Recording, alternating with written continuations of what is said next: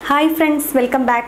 നമ്മൾ ഇന്ന് കേട്ടഡ് category 3 physical സയൻസിന്റെ സിലബസ് ബേസ്ഡ് ആയിട്ടുള്ള പുതിയൊരു ക്ലാസ്സിലേക്കാണ് പോകുന്നത്.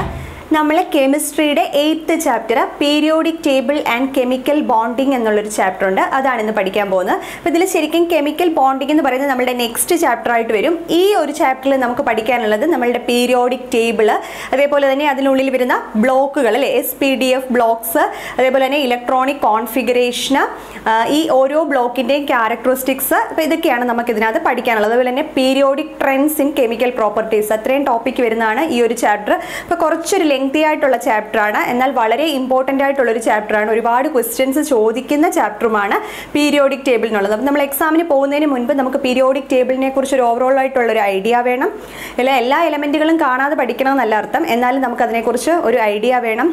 അറ്റ്ലീസ്റ്റ് ഒരു ഫസ്റ്റ് വരുന്ന ഒരു 30 എലമെൻസിൻ്റെ എങ്കിലും ആറ്റോമിക് നമ്പറിൻ്റെ ഓർഡറിൽ, ഇൻക്രീസിങ് ഓർഡറിൽ ഒന്ന് പഠിച്ചിട്ട് പോകുന്നത് എപ്പോഴും നല്ലതായിരിക്കും. ഓക്കെ, അപ്പോൾ നമുക്ക് ഇന്നത്തെ ക്ലാസ്സിലേക്ക് പോകാം. അപ്പോൾ ഫസ്റ്റ് നമ്മൾ ഈ ഒരു പീരിയോഡിക് ടേബിളിലേക്ക്, മോഡേൺ പീരിയോഡിക് ടേബിളിലേക്ക് എത്തുന്നതിന് മുൻപായിട്ട് early attempts of classification of elements ഉണ്ട് അല്ലേ. ആദ്യകാലത്ത് ഈ എലമെൻറ്റുകളെ ക്ലാസിഫൈ ചെയ്യാനായിട്ട് പല ശ്രമങ്ങളും നടന്നിട്ടുണ്ട്. അതിൽ തന്നെ ഏറ്റവും ഇമ്പോർട്ടൻ്റ് ആയിട്ട് അല്ലെങ്കിൽ ഏറ്റവും ശ്രദ്ധ നേടിയ കുറച്ച് ക്ലാസിഫിക്കേഷൻസ് ഉണ്ട്. അപ്പോൾ അത് നമുക്കൊന്ന് നോക്കാം. അതിൽ ഫസ്റ്റ് എന്ന് പറയുന്നത് ലെവോസിയർ ആണ് ഫസ്റ്റ് ഈ ഒരു എലമെൻറ്റുകളെ ക്ലാസിഫൈ ചെയ്യാനായിട്ട് അറ്റംപ്റ്റ് നടത്തിയത്. അപ്പോൾ Lavoisier first made an attempt to classify elements.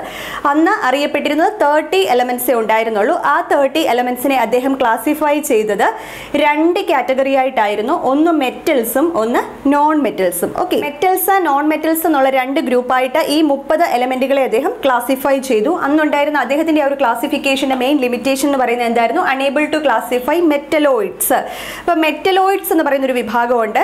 They exhibit both the properties of metals and non metals. മെറ്റലിൻ്റെയും നോൺ മെറ്റലിൻ്റെയും പ്രോപ്പർട്ടികൾ എക്സിബിറ്റ് ചെയ്യുന്ന മെറ്റലോയിഡുകളെ ഈ ഒരു ഗ്രൂപ്പിൽ ക്ലാസിഫൈ ചെയ്യാൻ കഴിഞ്ഞില്ല എന്നുള്ളതായിരുന്നു അതിൻ്റെ ഏറ്റവും വലിയ ലിമിറ്റേഷൻ. നെക്സ്റ്റ് വരുന്ന ഡൊബർനേഴ്സ് ട്രയാഡ്സ് ആണ്. അപ്പോൾ ഡൊബർനേഴ്സ് ട്രയാഡ്സിൽ എന്താ പറഞ്ഞിരിക്കുന്നത്? അദ്ദേഹം എന്താ ചെയ്തത്? ഡൊബർനർ ചെയ്തത് എന്താണെന്ന് ചോദിച്ചാൽ 3 എലമെൻറ്റ്സ് ചേർത്ത് ഓരോ ചെറിയ ഗ്രൂപ്പുകളായിട്ട് എലമെൻറ്റുകളെ ക്ലാസിഫൈ ചെയ്യുമായിരുന്നു. അപ്പോൾ ആ ഒരു 3 എലമെൻറ്റുകൾ വരുന്ന ആ ഒരു സ്മോൾ ഗ്രൂപ്പിനെയാണ് ഡൊബർനേഴ്സ് ട്രയാഡ്സ് എന്ന് പറയുന്നത്. ഓക്കെ ആണല്ലോ. അപ്പോൾ അദ്ദേഹം എന്താ ചെയ്തത്? സ്മോൾ ഗ്രൂപ്പ് ഓഫ് 3 എലമെൻറ്റ്സ്, ആ 3 എലമെൻറ്റ്സിൻ്റെ ഗ്രൂപ്പിനെയാണ് ട്രയാഡ്സ് എന്ന് വിളിക്കുന്നത്. Written in the increasing order of atomic masses. Atomic masses increase ചെയ്യുന്ന ഓർഡറിൽ ഈ എലമെൻറ്റുകളെ അദ്ദേഹം ക്ലാസിഫൈ ചെയ്തു. 3 എലമെൻറ്റുകൾ ചേരുന്ന ഒരു ചെറിയ ട്രയാഡ്. ഓക്കെ, അപ്പോൾ അതിനെ എങ്ങനെയാണ് എഴുതിയിരിക്കുന്നത്? അതിൻ്റെ increasing order of atomic masses വെച്ചിട്ടാണ്. അവിടെ അദ്ദേഹം മെയിനായിട്ട് ഒബ്സർവ് ചെയ്ത കാര്യം, the second element was approximately the arithmetic mean of the first and third. ഒന്നാമത്തെ എലമെൻറ്റിൻ്റെയും മൂന്നാമത്തെ എലമെൻറ്റിൻ്റെയും ഒരു മീൻ വാല്യൂ എടുത്താൽ അതായിരിക്കും സെക്കൻഡ് എലമെൻറ്റിൻ്റെ ആറ്റോമിക് മാസ്. ഇപ്പോൾ ഫോർ എക്സാമ്പിൾ പറഞ്ഞാൽ ലിഥിയം, സോഡിയം, പൊട്ടാസ്യം. അദ്ദേഹത്തിൻ്റെ ഒരു ട്രയാഡ് ആയിരുന്നു ലിഥിയം, സോഡിയം, പൊട്ടാസ്യം. ലിഥിയത്തിൻ്റെ അറ്റോമിക് മാസ് 7, സോഡിയത്തിൻ്റെ 23, പൊട്ടാസ്യത്തിൻ്റെ 39. അപ്പോൾ ഇതിൽ ഫസ്റ്റ് വരുന്ന 7 ആണ് ലിഥിയം. ആ 7ഉം തേർഡ് വരുന്ന പൊട്ടാസ്യത്തിൻ്റെ 39ഉം കൂടെ സം ചെയ്യുക. 39 + 7 എന്ന് പറയുമ്പോൾ 46. അപ്പോൾ ആ 46 ഡിവൈഡഡ് ബൈ 2, അതാണല്ലോ അതിൻ്റെ അരിത്തമെറ്റിക് മീൻ. 46 ഡിവൈഡഡ് ബൈ 2 എന്ന് പറയുമ്പോൾ എത്ര കിട്ടി? 23 ആയി അല്ലേ. ആ 23 ആണല്ലോ നടുക്ക് വരുന്ന സോഡിയത്തിൻ്റെ ആറ്റോമിക് മാസ്. അപ്പോൾ അദ്ദേഹം ഒബ്സർവ് ചെയ്തത് എന്താണ്? ഫസ്റ്റ് തേർഡ് അതിൻ്റെ അരിത്തമെറ്റിക് മീൻ എടുക്കുക. ഫസ്റ്റ് എലമെൻറ്റിൻ്റെയും തേർഡ് എലമെൻറ്റിൻ്റെയും ആറ്റോമിക് മാസസിൻ്റെ അരിത്തമെറ്റിക് മീൻ ആയിരുന്നു അതിൻ്റെ മിഡിലായിട്ട് വരുന്ന എലമെൻറ്റിൻ്റെ ആറ്റോമിക് മാസ്. അപ്പോൾ അദ്ദേഹം ഒരു 9 എലമെൻറ്റ്സിനെ, അതായത് ഒരു 3 ട്രയാഡ്സ് ആയിട്ടാണ് ക്ലാസിഫൈ ചെയ്തത്. ലിഥിയം, സോഡിയം, പൊട്ടാസ്യം, അതേപോലെ തന്നെ calcium, strontium, barium, chlorine, bromine, iodine. അപ്പോൾ ഇങ്ങനെ ഒരു 3 ഗ്രൂപ്പ് കിട്ടി. പക്ഷെങ്കിൽ അദ്ദേഹത്തിന് എന്ത് പറ്റിയില്ല? എല്ലാ എലമെൻറ്റുകളെയും, അന്ന് അറിയപ്പെട്ടിരുന്ന എല്ലാ എലമെൻറ്റുകളെയും ഇതേപോലെ ക്ലാസിഫൈ ചെയ്യാനായിട്ട് പറ്റിയില്ല. അദ്ദേഹത്തിന് ഒരു 3 ട്രയാഡ്സ് മാത്രമേ ഫോം ചെയ്യാനായിട്ട് ഡൊബർനേഴ്സിന് കഴിഞ്ഞുള്ളൂ. അപ്പോൾ അതിൻ്റെ മെയിൻ ലിമിറ്റേഷൻ എന്താണ്? All elements could not be classified into triads. അപ്പോൾ ക്ലിയർ ആണല്ലോ. ഫസ്റ്റ് പറഞ്ഞ ലവോസിയറിൻ്റെ ആദ്യത്തെ ഒരു അറ്റംപ്റ്റ്, ദെൻ ഡൊബർനേഴ്സ് ട്രയാഡ്. ഇത് രണ്ടും ക്ലിയർ ആണല്ലോ. ഓക്കെ, ദെൻ തേർഡ് ക്ലാസിഫിക്കേഷൻ വന്നിട്ട് ന്യൂലാൻഡ്സ് ലോ ഓഫ് ഒക്ടേവ്സ് എന്നാണ് അറിയപ്പെടുന്നത്. തേർഡ് ക്ലാസിഫിക്കേഷൻ എന്തായിരുന്നു? Newlands law of octaves. അപ്പോൾ ഏറ്റവും പ്രധാനപ്പെട്ട ക്ലാസിഫിക്കേഷനുകളിൽ ശ്രദ്ധിക്കപ്പെട്ട 3ാമത്തെ classification Newlands law of octaves എന്നറിയപ്പെടുന്ന ക്ലാസിഫിക്കേഷനാണ്. അപ്പോൾ ഇവിടെ അദ്ദേഹത്തിന് 56 എലമെൻറ്റുകളെയാണ് ഈ ന്യൂലാൻഡ്സ് ലോ ഓഫ് ഒക്ടേവ്സ് അനുസരിച്ച് അറേഞ്ച് ചെയ്തിരിക്കുന്നത്. 56 എലമെൻറ്റുകളെ അവരുടെ increasing order of atomic masses അനുസരിച്ച് അനുസരിച്ചിട്ട് അറേഞ്ച് ചെയ്തപ്പോൾ ഈ ന്യൂലാൻഡ് എന്താണ് ഒബ്സർവ് ചെയ്തത്? 7 എലമെൻറ്റുകൾ, first, second, third, fourth, fifth, sixth and seventh. അപ്പോൾ ഇത്രയും എലമെൻറ്റുകളെ അവരുടെ increasing order of atomic masses അനുസരിച്ച് അറേഞ്ച് ചെയ്തപ്പോൾ 8ാമത് വരുന്ന എലമെൻറ്റും ഫസ്റ്റ് എലമെൻറ്റും അവരുടെ പ്രോപ്പർട്ടീസിൽ സിമിലാരിറ്റി കാണിച്ചു. ഓക്കെ, ഫസ്റ്റ് എലമെൻറ്റും 8th എലമെൻറ്റും എന്ത് കാണിച്ചു? റെപ്പറ്റീഷൻ ഇൻ ദർ പ്രോപ്പർട്ടീസ് അല്ലേ. ഇപ്പോൾ 56 elements are arranged in the increasing order of atomic masses. Properties of the 8th element is the repetition of the first element. അദ്ദേഹം എന്താണ് കണ്ടുപിടിച്ചത്? ഫസ്റ്റ് എലമെൻറ്റും 8th എലമെൻറ്റും അവരുടെ പ്രോപ്പർട്ടിയിൽ സിമിലാരിറ്റി കാണിക്കുന്നു. അദ്ദേഹം അതിനെ മ്യൂസിക്കിലെ 7 നോട്ട്സുമായിട്ട് കമ്പയർ ചെയ്തു. അപ്പോൾ മ്യൂസിക്കിലെ 7 നോട്ട്സ് എടുത്തു കഴിഞ്ഞാൽ സായിൽ തുടങ്ങിയിട്ട് സ, രി, ഗ, മ, പ, ദ, നി, സ അല്ലേ. അപ്പോൾ ആ 8ാമത് വരുന്നതും സ തന്നെയാണ്. അപ്പോൾ ആ ഫസ്റ്റ് സായും 8ാമത് വീണ്ടും സ തന്നെയല്ലേ വരുന്നത്. അപ്പോൾ അതേപോലെ തന്നെ ഈ എലമെൻറ്റുകളും എന്താണ്? ആ ഫസ്റ്റ് എലമെൻറ്റും 8th എലമെൻറ്റും ഒരേപോലെ പ്രോപ്പർട്ടികളിൽ റെപ്പറ്റീഷൻ കാണിച്ചു.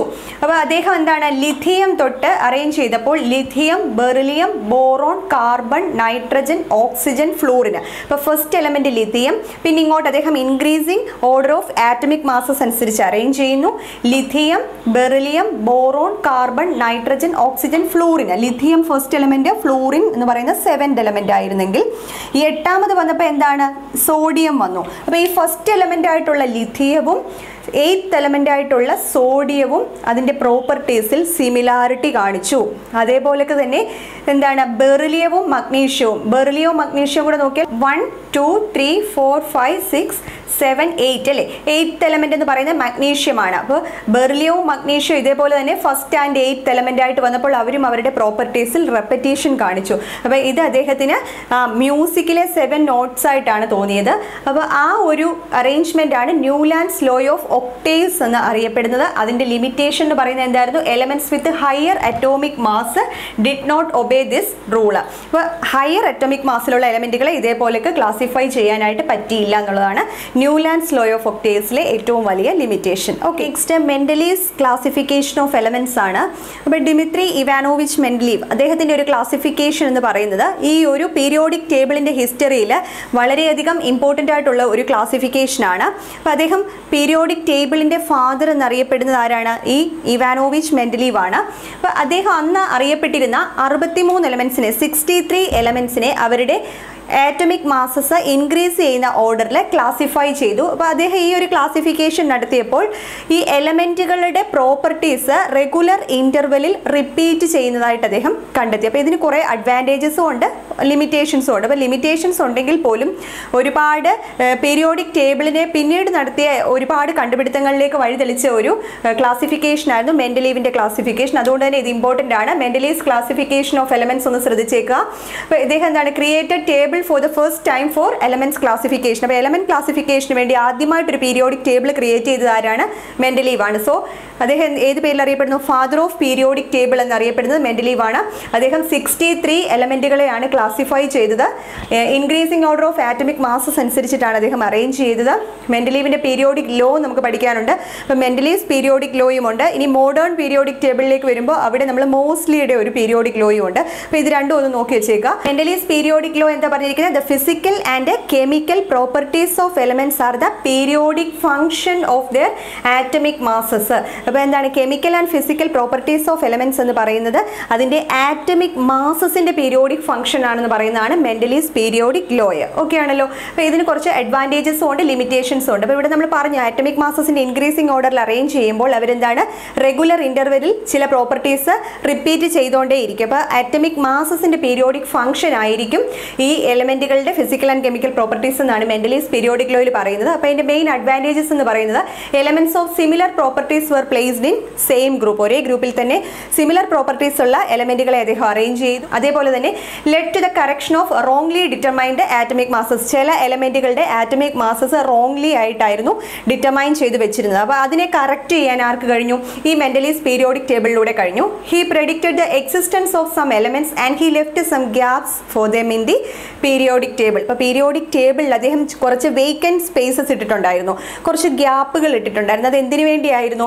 ഇനി ഫ്യൂച്ചറിൽ കണ്ടുപിടിക്കാനുള്ള എലമെൻറ്റുകൾക്ക് വേണ്ടിയായിരുന്നു. അപ്പോൾ ഇനിയും കുറേ എലമെൻറ്റുകൾ കണ്ടുപിടിക്കാനുണ്ടെന്നും അവയ്ക്ക് വേണ്ടി അദ്ദേഹം എന്താണ് കുറച്ച് ഗ്യാപ്പ് അദ്ദേഹത്തിൻ്റെ പീരിയോഡിക് ടേബിളിൽ ഇട്ടു. അപ്പോൾ അത് മാത്രമല്ല, അദ്ദേഹം ചില എലമെൻറ്റുകളെ പ്രെഡിക്റ്റ് ചെയ്യുകയും ചെയ്തു. For example gallium. അപ്പോൾ ലോ ടെമ്പറേച്ചറിൽ മെൽറ്റ് ചെയ്ത് പോകുന്ന ഗാലിയം എന്ന് പറയുന്ന എലമെൻറ്റ്, അതേപോലെ തന്നെ ഗാലിയത്തിൻ്റെ കുറേ പ്രോപ്പർട്ടീസ്, അപ്പോൾ അതൊക്കെ അദ്ദേഹം പ്രെഡിക്റ്റ് ചെയ്തു. അപ്പോൾ അദ്ദേഹം പ്രെഡിക്റ്റ് ചെയ്ത പോലെ തന്നെ ലോ ടെമ്പറേച്ചറിൽ മെൽറ്റ് ചെയ്ത് പോകുന്ന ഗാലിയം പിന്നീട് ഡിസ്കവർ ചെയ്യുകയുണ്ടായി. അപ്പോൾ അങ്ങനെ കുറച്ച് എലമെൻറ്റുകൾ എക്സിസ്റ്റ് ചെയ്യുന്നുവെന്നും അവരുടെ ഡിസ്കവറിയൊക്കെ അദ്ദേഹം എന്താണ് പ്രെഡിക്റ്റ് ചെയ്തതാണ്. അപ്പോൾ അതൊന്ന് ഓർത്തിരിക്കുക. ദെൻ ലിമിറ്റേഷൻസ് ഉണ്ട്. ലിമിറ്റേഷൻസ് എന്ന് പറഞ്ഞാൽ സിമിലർ പ്രോപ്പർട്ടീസ് ഉള്ള എലമെൻസിനെ ഒരു ഗ്രൂപ്പിൽ കൊണ്ടുവന്നതുപോലെ തന്നെ പ്രോപ്പർട്ടീസിൽ വലിയ വ്യത്യാസം കാണിക്കുന്ന എലമെൻറ്റുകളെയും അദ്ദേഹം സെയിം ഗ്രൂപ്പിൽ തന്നെ ഇൻക്ലൂഡ് ചെയ്തു. ഇപ്പോൾ ഫോർ എക്സാമ്പിൾ സോഫ്റ്റ് മെറ്റൽസ് ആയിട്ടുള്ള സോഡിയം പൊട്ടാസ്യം പോലെയുള്ളവയെ ഹാർഡ് മെറ്റൽസ് ആയിട്ടുള്ള കോപ്പർ സിൽവറുമായിട്ട് ചേർത്ത് ഒരു ഗ്രൂപ്പിലാക്കി. അപ്പോൾ അവിടെ എന്ന് പറഞ്ഞാൽ ലാർജ് ഡിഫറൻസ് ഇൻ പ്രോപ്പർട്ടീസ് കാണിക്കുന്നവരെ എന്താണ് ഒരു ഗ്രൂപ്പിലാക്കി എന്നുള്ളതൊരു ലിമിറ്റേഷനാണ്.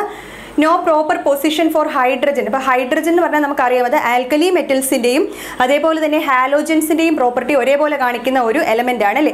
ഹൈഡ്രജൻ എന്ന് പറഞ്ഞാൽ ഒരു സ്പെഷ്യൽ കേസാണ്. അപ്പോൾ അതിനൊരു പ്രോപ്പർ പൊസിഷൻ അദ്ദേഹത്തിന് ഈ ഒരു പീരിയോഡിക് ടേബിളിൽ കൊടുക്കാൻ പറ്റിയില്ല. അതേപോലെ തന്നെ എന്താണ് increasing order of atomic mass എന്ന് പറയുന്നത് എപ്പോഴും അദ്ദേഹം കൃത്യമായിട്ടൊന്നും സ്ട്രിക്ട്ലി ഫോളോ ചെയ്യാനായിട്ട് കഴിഞ്ഞില്ല. പിന്നീട് ഐസോട്ടോപ്പുകളുടെ ആ ഒരു കണ്ടുപിടുത്തമൊക്കെ വന്നപ്പോഴത്തേക്ക്, അല്ലെങ്കിൽ ഐസോട്ടോപ്പുകളെ കൃത്യമായിട്ട് അദ്ദേഹത്തിന് പീരിയോഡിക് ടേബിളിൽ പൊസിഷൻ ചെയ്യാനായിട്ടും സാധിച്ചില്ല എന്നുള്ളതാണ് അതിൻ്റെ ലിമിറ്റേഷൻസ്. അപ്പോൾ ഇതൊന്ന് നോക്കുക. ഓക്കെ ആണല്ലോ. ഓക്കെ, നെക്സ്റ്റ് നമ്മൾ ഹെൻറി മോസ്ലിയുടെ മോഡേൺ പീരിയോഡിക് ടേബിൾ ആണ് നോക്കുന്നത്. അപ്പോൾ നമുക്കറിയാം മോഡേൺ പീരിയോഡിക് ടേബിൾ ഇൻട്രൊഡ്യൂസ് ചെയ്തത് ആരാണ്? ഹെൻറി മോസ്ലി ആണ് മോഡേൺ പീരിയോഡിക് ടേബിൾ ഇൻട്രൊഡ്യൂസ് ചെയ്തത് അല്ലേ. അപ്പോൾ ഇത് ബേസ്ഡ് ഓൺ ആറ്റമിക് നമ്പേഴ്സ് ആണ്. അപ്പോൾ ഇതിന് മുമ്പുണ്ടായിരുന്ന എല്ലാ ക്ലാസിഫിക്കേഷനുകളും എങ്ങനെയായിരുന്നു? ആറ്റമിക് മാസസിൻ്റെ ഇൻക്രീസിങ് ഓർഡറിലൊക്കെ ആയിരുന്നെങ്കിൽ ഇദ്ദേഹമാണ് ആറ്റോമിക് നമ്പേഴ്സ് അനുസരിച്ചിട്ട് എലമെൻറ്റുകളെ ക്ലാസിഫൈ ചെയ്തത്. അപ്പം മെൻ്റലീവ് ആണ് ആദ്യമായിട്ടൊരു പീരിയോഡിക് ടേബിൾ കൊണ്ടുവന്നത്. അപ്പോൾ അദ്ദേഹം വെർട്ടിക്കൽ കോളംസിനെ ഗ്രൂപ്പ്സ് എന്നും ഹൊറിസോണൽ റോസിനെ എന്താണ് വിളിച്ചത്? പീരീഡ്സ് എന്നുമാണ് വിളിച്ചത്. അപ്പോൾ based on atomic numbers, increasing order of atomic numbers അനുസരിച്ചിട്ടാണ് ഹെൻറി മോസ്ലി ഇവിടെ ക്ലാസിഫൈ ചെയ്തത്. അപ്പോൾ അദ്ദേഹം കൊണ്ടുവന്നതാണ് മോഡേൺ പീരിയോഡിക് ലോ. അപ്പോൾ ഇതിന് മുമ്പത്തെ മെന്റലീസ് പീരിയോഡിക് ലോയിൽ പീരിയോഡിക് ഫംഗ്ഷൻ ഓഫ് എന്താ പറഞ്ഞത്? ആറ്റോമിക് മാസസ് ആണെങ്കിൽ ഇവിടെ എന്താണ്? Periodic function of their atomic numbers ആണ്. Chemical and physical properties of elements are periodic function of their atomic numbers ആണെന്ന് ഓർത്തിരിക്കുക. ഇതാണ് മോഡേൺ പീരിയോഡിക് ലോ പറയുന്നത്. വെർട്ടിക്കൽ കോളംസിനെ ഗ്രൂപ്പ്സ് എന്നും ഹൊറിസോണൽ റോസിനെ പീരീഡ് എന്നുമാണ് വിളിച്ചത്. ആ മോഡേൺ പീരിയോഡിക് ടേബിളിൽ മൊത്തം എത്ര ഗ്രൂപ്പ്സും പീരീഡ്സും ഉണ്ട്? 18 ഗ്രൂപ്പുകളുമുണ്ട്, 7 പീരീഡ്സും ഉണ്ട്. ഓർത്തിരിക്കുക, 18 ഗ്രൂപ്പ്സും ഉണ്ട്, 7 പീരീഡ്സും ഉണ്ട്. ടോട്ടൽ 118 എലമെൻറ്റുകളെയാണ് ക്ലാസിഫൈ ചെയ്തിരിക്കുന്നത്. അപ്പോൾ SPDF എന്ന് പറയുന്ന 4 ബ്ലോക്കുകളായിട്ട് തിരിച്ചിട്ടുണ്ട്. ഇതിൽ ഗ്രൂപ്പ് നമ്പർ 1 വരുന്നവർ ആൽക്കലി മെറ്റലുകളാണ്. ഓർത്തിരിക്കുക, ഗ്രൂപ്പ് നമ്പർ 1 വരുന്നവർ ആൽക്കലി മെറ്റലുകളാണ്. ഗ്രൂപ്പ് നമ്പർ 2 വരുന്നവർ ആൽക്കലൈൻ എർത്ത് മെറ്റൽസ് എന്നാണ് അറിയപ്പെടുന്നത്. 3 തൊട്ട് 12 വരെയുള്ളവർ, 3 to 12 വിളിക്കുന്ന ട്രാൻസിഷൻ എലമെൻറ്റുകൾ എന്നാണ്. ട്രാൻസിഷൻ എലമെൻറ്റുകൾ. 13 boron family, 14 carbon family, 15 nitrogen family, 16 വിളിക്കുന്നത് ഓക്സിജൻ ഫാമിലി അല്ലെങ്കിൽ ചാൽക്കോജൻസ് എന്ന് വിളിക്കുന്നു. 17 ഹാലോജൻസ് ആണ്. 18 സ്റ്റേബിൾ ഇലക്ട്രോണിക് കോൺഫിഗറേഷനോട് കൂടിയ ലെസ് റിയാക്റ്റീവായിട്ടുള്ള നോബിൾ ഗ്യാസസ് ആണെന്ന് ഓർത്തിരിക്കുക. ഗ്രൂപ്പ് നമ്പർ 1 ഉം 2 അതായത് ആൽക്കലി മെറ്റൽസിനെയും ആൽക്കലൈൻ എർത്ത് മെറ്റൽസിനെയും അതേപോലെ തന്നെ എന്താണ് 13 to 18, 1 to 2 അതേപോലെ തന്നെ എന്താണ് 13 to 18 ചേർത്ത് വിളിക്കുന്ന പേരാണ് റെപ്രസെൻറ്റേറ്റീവ് എലമെൻറ്റ്സ്. ഇവരെ റെപ്രസെൻറ്റേറ്റീവ് എലമെൻറ്റ്സ് എന്നാണ് വിളിക്കുന്നത്. ഓക്കെ, ഗ്രൂപ്പ് നമ്പർ 1, 2 അതേപോലെ തന്നെ എന്താണ് 13 to 18 ഇത്രയും പേരെ ചേർത്ത് വിളിക്കുന്നതാണ് റെപ്രസെൻറ്റേറ്റീവ് എലമെൻറ്റ്സ്. അപ്പോൾ ഗ്രൂപ്പ് നമ്പർ 1, 2 എന്ന് പറയുന്നത് എന്താണ്? എസ് ബ്ലോക്ക് എലമെൻറ്റ്സും. ഇനി 13 to 18 എന്ന് പറയുമ്പോൾ എന്താണ്? P block elements. അപ്പോൾ എസ് ബ്ലോക്ക് എലമെൻറ്റ്സിനെയും പി ബ്ലോക്ക് എലമെൻറ്റ്സിനെയും ചേർത്ത് വിളിക്കുന്ന പേരാണ് റെപ്രസെൻറ്റേറ്റീവ് എലമെൻറ്റ്സ്. ട്രാൻസിഷൻ എലമെൻറ്റ്സ് എന്ന് പറയുന്നത് ഏത് ബ്ലോക്ക് എലമെൻറ്റ്സ് ആണ്? ഡി ബ്ലോക്ക് എലമെൻറ്റ്സ് ആണ് ട്രാൻസിഷൻ എലമെൻറ്റ്സ്. അപ്പോൾ ഇവരെ ട്രാൻസിഷൻ എലമെൻറ്റുകൾ എന്ന് വിളിക്കാൻ കാരണം നമ്മളുടെ പീരിയോഡിക് ടേബിളിൻ്റെ ലെഫ്റ്റ് സൈഡിൽ വരുന്നത് മെറ്റൽസ് ആണ്. ആൽക്കലി മെറ്റൽസും ആൽക്കലൈൻ എർത്ത് മെറ്റൽസും വരുന്ന ഗ്രൂപ്പ് നമ്പർ 1 ഉം 2 ആണ് പീരിയോഡിക് ടേബിളിൻ്റെ ലെഫ്റ്റ് വരുന്നത്. ഇനി അതിൻ്റെ റൈറ്റ് സൈഡിലേക്ക് പോകുമ്പോൾ എന്താണ് സംഭവിക്കുക? നോൺ മെറ്റാലിക് ക്യാരക്ടറാണ് ഇൻക്രീസ് റിലീസ് ചെയ്യുന്നത് റൈറ്റ് സൈഡിൽ വരുന്നതിൽ മോസ്റ്റ് ഓഫ് ദം എന്ന് പറയുന്നത് എന്താണ്? നോൺ മെറ്റലുകളായിരിക്കും. അപ്പം മെറ്റൽസിൽ നിന്നും നോൺ മെറ്റൽസിലേക്കുള്ള പ്രോപ്പർട്ടീസിലുള്ള ഒരു ട്രാൻസിഷൻ കാണിക്കുന്ന ഇടയിൽ വരുന്നവരെ എന്താണ് വിളിക്കുന്നത്? ഇടയിൽ വരുന്ന ഡി ബ്ലോക്ക് എലമെന്റുകളെ വിളിക്കുന്നത് ട്രാൻസിഷൻ എലമെന്റ് ആണ്. ട്രാൻസിഷൻ എലമെന്റ്സ് എന്ന് പറയുന്നത് ഡി ബ്ലോക്ക് എലമെന്റുകളാണെന്ന് ഓർത്തിരിക്കുക. ഓക്കെ ആണല്ലോ. അപ്പോൾ ഇത്രയും ആണ് നമ്മൾ ഇമ്പോർട്ടൻ്റ് ആയിട്ട് അറിഞ്ഞിരിക്കേണ്ടത്. ഇനി നമുക്ക് ഇതിനകത്ത് ഒരുപാട് കാര്യങ്ങൾ ഡീറ്റെയിൽഡ് ആയിട്ട് പഠിക്കാനുണ്ട്. അപ്പോൾ നമുക്ക് മോഡേൺ പീരിയോഡിക് ടേബിൾ ഒന്ന് നോക്കാം. ഓക്കെ, നമുക്ക് മോഡേൺ പീരിയോഡിക് ടേബിൾ ഒന്ന് നോക്കാം. മോഡേൺ പീരിയോഡിക് ടേബിളിൽ 18 ഗ്രൂപ്പുകളും 7 പീരീഡ്സുമാണുള്ളത്. വെർട്ടിക്കൽ കോളംസ് ആണ് ഗ്രൂപ്പ്സ്. ഇതാണ് ഫസ്റ്റ് ഗ്രൂപ്പ്. അതിൽ തുടങ്ങിയിട്ട് 18th ഗ്രൂപ്പാണ് ഈ ലാസ്റ്റിൽ കൊടുത്തിരിക്കുന്നത്. അപ്പോൾ ഈ ഒരു ഫസ്റ്റ് ഗ്രൂപ്പിനെ നമ്മൾ ആൽക്കലി മെറ്റലുകൾ എന്നാണ് വിളിക്കുക. സെക്കൻഡ് ഗ്രൂപ്പിനെ ആൽക്കലൈൻ എർത്ത് മെറ്റൽസ് എന്നാണ് വിളിക്കുക. ഫസ്റ്റ് ആൻഡ് സെക്കൻഡ് ഗ്രൂപ്പ് എലമെൻറ്റുകളെ ചേർത്തിട്ട് എസ് ബ്ലോക്ക് എലമെൻറ്റ്സ് എന്നാണ് വിളിക്കുക. 4 ബ്ലോക്സ് ആണുള്ളത്, SP, D and F. Okay ആണല്ലോ. ഇതിൽ 13th ഗ്രൂപ്പ് തൊട്ട് 18th ഗ്രൂപ്പ് വരെ വരുന്നവർ എന്ന് പറയുന്നതായിരിക്കും നമ്മളുടെ പി ബ്ലോക്ക് എലമെൻറ്റ്സ്. അപ്പോൾ ഫസ്റ്റ് വരുന്ന എസ് ബ്ലോക്ക് എലമെൻറ്റ്സ് എന്ന് പറയുന്ന മെറ്റൽസ് ആണ്. പി ബ്ലോക്ക് എലമെൻറ്റ്സിൽ most of them are non metals. So മെറ്റലിൽ നിന്നും നോൺ മെറ്റലിലേക്കുള്ളൊരു ട്രാൻസിഷൻ ഉള്ളതുകൊണ്ട് ഈ ഇടയ്ക്ക് വരുന്ന ഡി ബ്ലോക്ക് എലമെൻറ്റുകളെ നമ്മൾ ട്രാൻസിഷൻ എലമെൻറ്റുകൾ എന്നാണ് വിളിക്കുക. സോ 3rd ഗ്രൂപ്പ് മുതൽ 12th ഗ്രൂപ്പ് വരെയുള്ളവരാണ് ട്രാൻസിഷൻ എലമെൻറ്റ്സ്.